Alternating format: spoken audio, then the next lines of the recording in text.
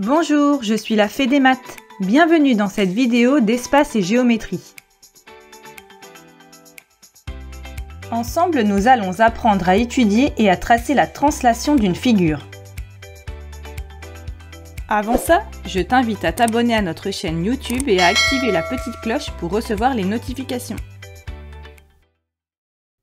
Une translation, c'est une transformation géométrique. Tu en connais déjà d'autres. Les symétries, axiales et centrales. Si besoin, tu peux retrouver ces notions dans les vidéos suivantes. On peut définir une translation comme un glissement, en ligne droite, sans tourner, un glissement rectiligne, avec trois caractéristiques. Une direction, un sens et une longueur. Cela peut être illustré par une flèche. C'est le cas par exemple lors du déplacement d'un ascenseur. C'est un mouvement rectiligne. Normalement, ça ne pivote pas, ça ne se retourne pas. La direction est verticale. Ici, le sens est vers le haut. Et la longueur est de 2 étages, soit 6 mètres. Plus simplement, c'est une translation selon cette flèche. Voyons un exemple plus géométrique. Ici, on dit que la figure 2, en vert, est l'image de la figure 1, en bleu, par la translation qui transforme A en B. Y est l'image de X, où X a pour image Y. Voyons maintenant comment construire l'image d'une figure par une translation en distinguant deux cas. Premièrement, sur quadrillage. On veut construire l'image de cette figure par la translation qui transforme A en B. On peut procéder point par point. Chaque point doit se déplacer selon la flèche, ce qu'on peut exprimer en fonction des carreaux.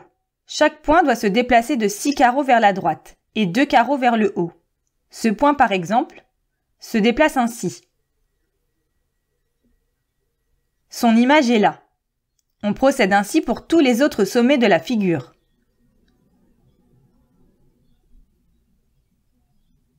Puis, on les relie selon le modèle de départ. On obtient ainsi l'image de la figure par la translation qui transforme A en B. On peut procéder différemment, en partant du principe que la figure obtenue est identique à la figure initiale, dans la même position, puisqu'elle n'a fait que glisser. On construit alors l'image d'un seul point, avec la même méthode que tout à l'heure. Puis, à partir de ce point, on reproduit la figure initiale en cédant des carreaux. 2 carreaux vers la droite, une petite diagonale en bas à gauche, puis petite diagonale en bas à droite, 2 carreaux vers le bas, etc. On obtient l'image de la figure par la translation qui transforme A en B. Deuxième cas, sur feuille blanche. On procède point par point. Voyons donc comment construire l'image d'un point. On souhaite construire N, l'image de M, par la translation qui transforme A en B. Pour nous aider, on symbolise cette transformation par la flèche. On commence par tracer la droite parallèle à AB, passant par le point M. Puis, on reporte à la règle ou au compas la longueur AB sur cette droite, à partir de M, dans le sens de la flèche. On obtient N, image de M.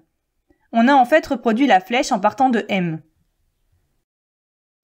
Cette construction, avec 2 côtés parallèles et égaux, crée donc un parallélogramme MABN. On retrouve donc toutes les propriétés du parallélogramme. Les côtés opposés sont parallèles et égaux. AB et MN en rouge, mais aussi MA et NB en violet. Les diagonales ici, MB et AN, ont le même milieu. Il existe plusieurs propriétés pour les translations. Par rapport au parallélogramme que l'on vient de voir, l'image d'un segment par une translation est donc un segment parallèle et de même longueur.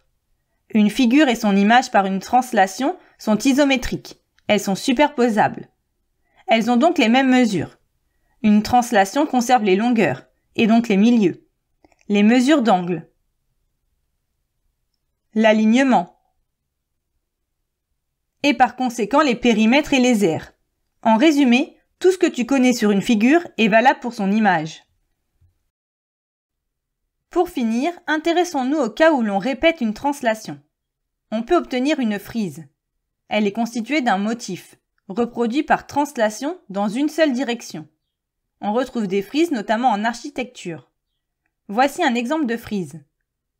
Ceci est le motif de base. Il a été répété par translation horizontale.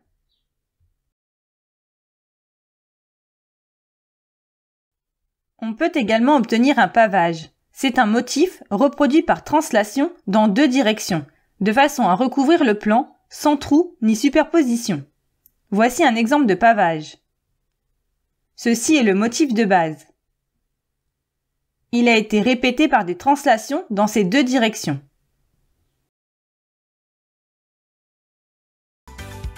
Et voilà, tu sais à présent ce qu'est une translation, comment la construire et quelles sont ses propriétés. Pour t'entraîner davantage ou approfondir la notion, rendez-vous sur le site passeeducation.fr.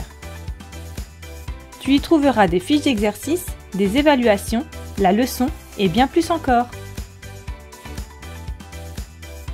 À bientôt!